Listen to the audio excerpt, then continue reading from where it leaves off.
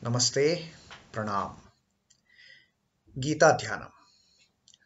Om Parthaya Pratibodhitam Bhagavata Narayanena Swayam Vyasena Grathitam Purana Munina Madhye Mahabharatam Advaitamritavarshinim Bhagavatim Ashtadashadhyayinim Ambatvam Bhagavad Gita Bhavadveshinim. Om, O Bhagavad Gita, with which Lord Sri Krishna himself gave enlightenment to Arjuna, to Partha, and the ancient sage Vyasa incorporated it in the Mahabharata. O bestower of the nectar-like knowledge of Advaita, the non-dualism, O Bhagavati, O Goddess, comprising of 18 chapters. O my affectionate mother, O my beloved mother, the destroyer of the rebirth, I meditate upon thee. And now, Krishna Vandana. Vasudeva Sutam Devam Kansa Chanuramardanam Devaki Paramanandam Krishnam Vande Jagadgurum. O son of Vasudeva, O slayer of Kansa and Chanur, and O heartthrob, the extreme delight of Mother Devaki, O Lord Krishna, the supreme teacher of the universe, the Jagat Guru, my salutations to you. And now we take up the 13th shloka from the first chapter of the Bhagavad Gita. Tatah shankhascha bhairyascha panavanaka mukhaha sahasaivaabhyahantyanta sashabdastumalo bhavat. Tataha shankhascha bhairyascha.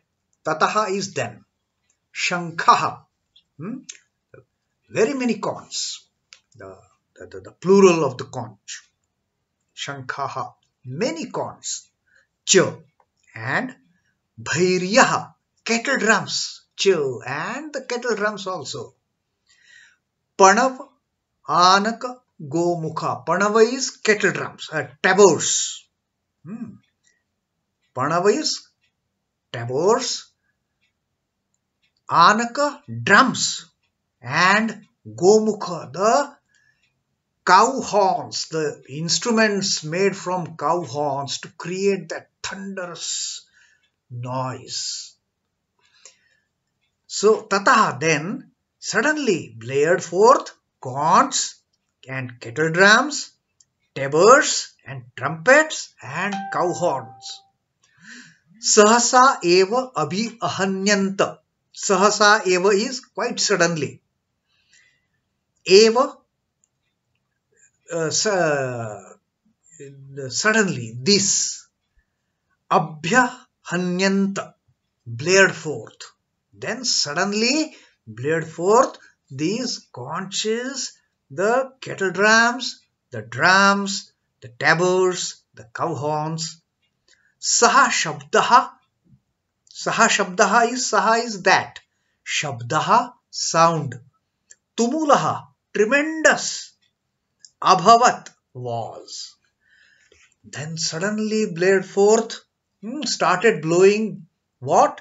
Conchs and kettle drums, tabors and trumpets and cow horns. And tremendous was that noise. Now, the last shlok that we have read is Bhishma cutting short Duryodhana's nonsensical, egotistic talk.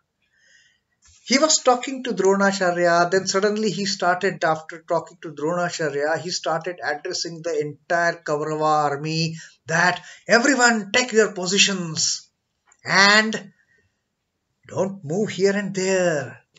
And by all means, protect Bhishma alone. Suddenly his focus went to Bhishma. And Bhishma, of course, I mean the great person of great knowledge, the grandfather of the Kurus, Kauravas and Pandavas. He sensed this kind of illogical behavior in Duryodhana. And he also realized that with all his, you know, talk with Dronacharya, the insulting talk, and then suddenly calling him, oh, you Dvijottama, you are the best among the Dvijas, the second born, that implying that fighting is not your uh, fort. You can teach very well, you can be a great teacher, but waging a war is not your duty for that matter. So that kind of talk that Duryodhana had started with Dronacharya, Bhishma got very upset, and just to cut him short, what he did, Bhishma just gave a lion roar, Singhanada, and blew his conch. Now, there was he knew that with the talk that he had with Dronacharya, instead of getting motivated and instead of getting all set to wage this war, Dronacharya has his reaction was a bit cold. That what kind of words Duryodhana is is talking to me.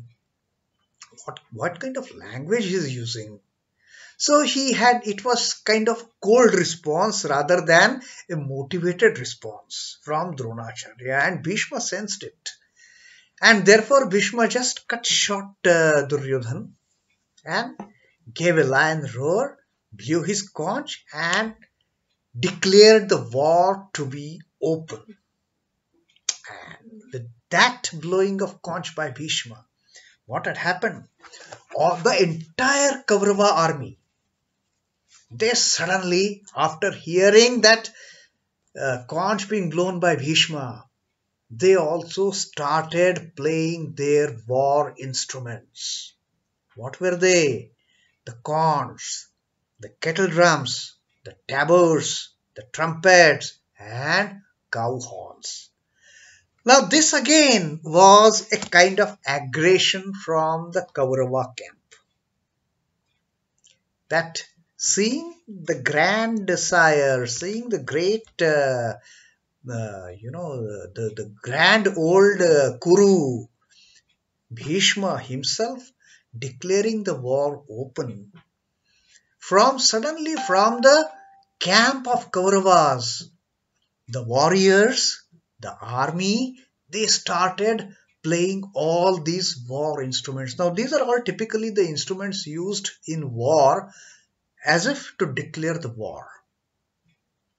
The conch, of course, conch has got a multitudinal use. It is used in worship also, but especially when it is blown at the time before the war, that indicates start of war. So the entire Kaurava camp took it up as an indication from grandsire Pitamaha Bhishma that yes, now we are waging this war. So the entire Kaurava camp, whichever instruments they had in their possession, they started blowing them, beating them, the drums and all, and created such a tremendous noise surrounding in the entire environment of that battleground of the Kurukshetra, and they waged the war on Pandavas. So that was the 13th shlok, and next we will see what was the reaction from Pandava camp, and that will be very interesting to note, to read the 14th shlok in our next Gita reading. Till then, Om Namo Bhagavate Vasudevaya. Shri Krishna Arpanamastu. Jai Shri Ramakrishna. Jai Thakur. Jai Swami.